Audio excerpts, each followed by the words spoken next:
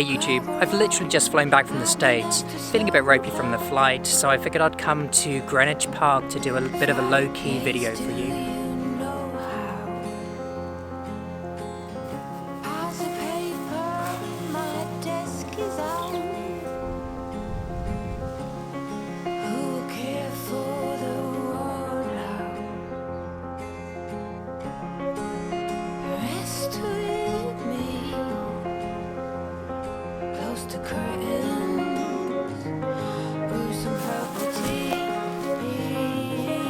This is the lock I have for you today. It's an Ace Hardware branded brass padlock.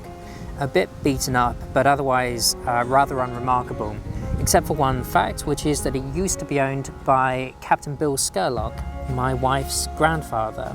Now, Captain Bill was a pretty remarkable man, a self-made man. He built his own shrimping boat and set up his own shrimping business, shrimping in the Gulf of Mexico, and grew the business to actually own a fleet of vessels.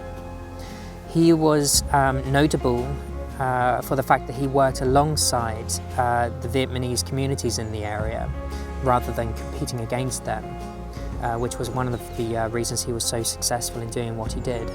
I'm going to pick this lock for you using bottom of the keyway tension and a Peterson's hook of some description.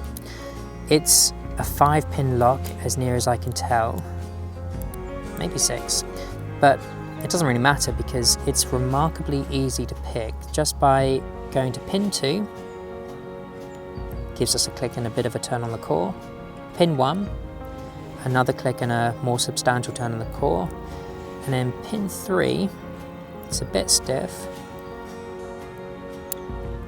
I'll drop pin 1, just nudge that, and we get our open.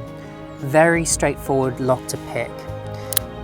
The point of this is that this lock is largely unremarkable, except for the fact that it was owned by someone who was a pretty special person and pretty important to me for the short time that I knew him, and certainly made a huge impact on a lot of people's lives.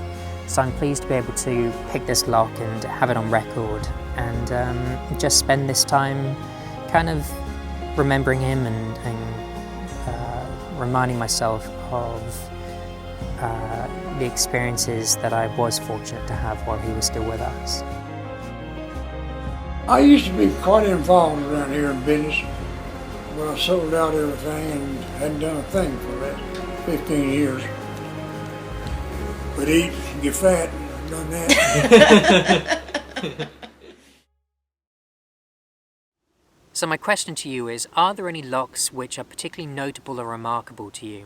It could be just that they are particularly interesting to pick or fun to pick, just a lock that you keep going back to because it's enjoyable.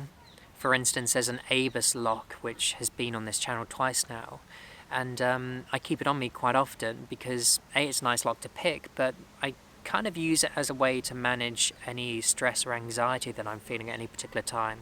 It's just always there and I can pick it, and it helps me center myself if I need that.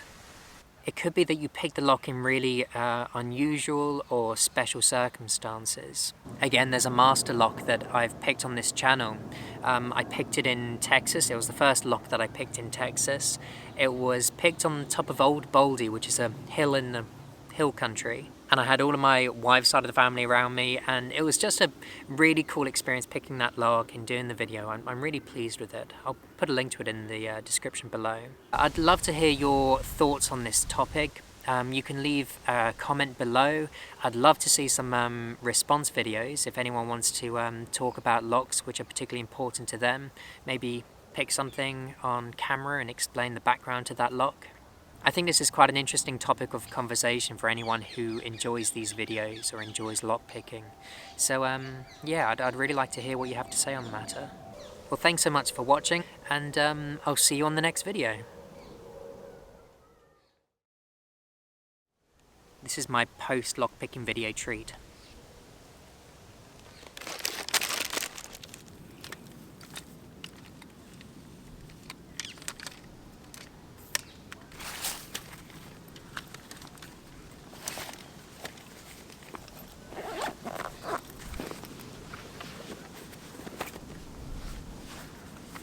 Let's go home.